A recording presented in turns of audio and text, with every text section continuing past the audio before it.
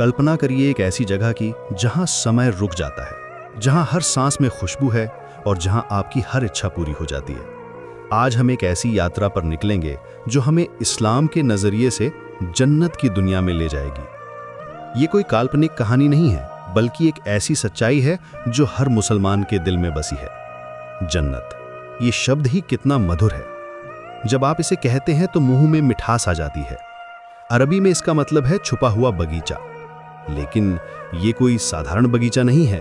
ये वो स्थान है जो हमारी आंखों से छुपा है, हमारी कल्पना से भी कहीं ज्यादा सुंदर। कुरान शरीफ में इसे जन्नतुन नईम कहा गया है, यानी खुशियों के बगीचे। ये शब्द ही इतना प्यारा है कि इसे सुनते ही दिल में एक अजीब सी शांति आ जाती है।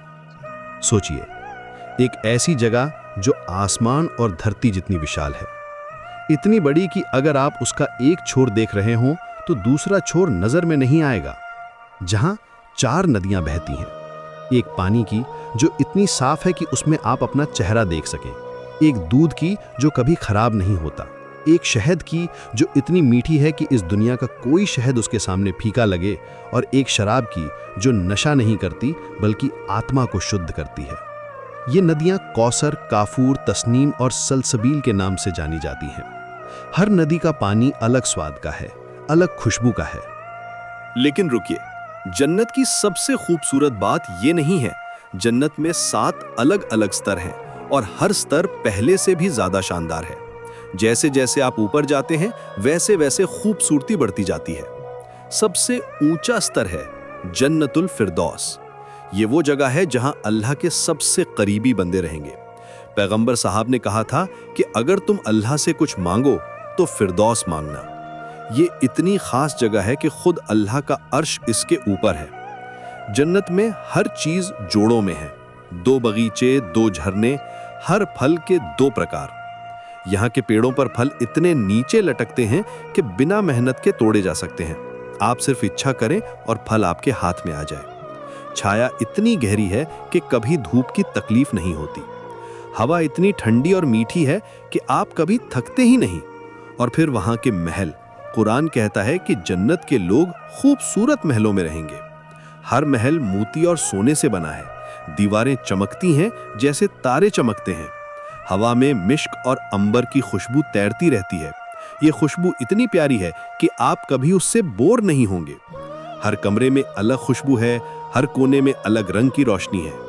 लेकिन सबसे अद्भुत बात यह है, जन्नत में कोई दुख नहीं, कोई बीमारी नहीं, कोई मौत नहीं। वहां के लोग हमेशा जवान रहेंगे, हमेशा खुश रहेंगे।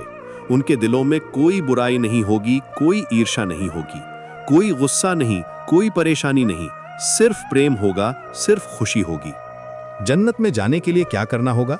कुरान बताता है कि जो लोग अल्लाह पर ईमान लाते हैं और नेक काम करते हैं, उनके लिए ये बगीचे तैयार हैं। ये सिर्फ नमाज पढ़ने की बात नहीं है, ये दिल से अच्छा इंसान बनने की बात है। माता पिता की सेवा करना, गरीबों की मदद करना, झूठ ना बोलना, किसी को दुख ना देना। सच्चाई ये है कि जन्नत की सबसे बड़ी खुशी मादी चीजों में नहीं है। वहां की सबसे बड़ी खुशी है अल्लाह का दीदार। कुरान में लिखा है कि नेक लोगों के लिए सबसे अच्छा इनाम है, और उससे भी बढ़कर, ये उससे भी बढ़कर का मतलब है अल्लाह को देखना। ये वो खुशी है जिसकी तुलना किसी चीज से नहीं हो सकती। जन्नत एक ऐसी जगह है जहां आत्मा को पूर्ण शांति मिलती है। वहां कोई चिंता नहीं, कोई डर नहीं। हर दिल की इच्छा पूरी होती है, लेकिन वो इच्छाएं भी पवित्र होती हैं। आप जो भी चाहेंगे वो मिलेगा, लेकिन आप सिर्फ अच्छी चीजें ही चाहेंगे। पैगंबर साहब ने कहा था कि जन्नत में तुम्हारे धनुष की जगह भी इस पूरी दुनिया से बेहतर है। ये बात हमें समझाती है कि जन्नत की हर छोटी चीज भी इस दुनिया की सबसे कीमती चीज से बेहतर है। वहां की मिट्टी भी यहाँ के सोने से कीमती है। जन्नत सिर्फ एक सपना नहीं है, ये अल्लाह का वादा है, और अल्लाह से सच्चा वादा कौन कर सकता है। ये वो जगह है जहां हमारी आत्मा को असली सुकून मिलेगा।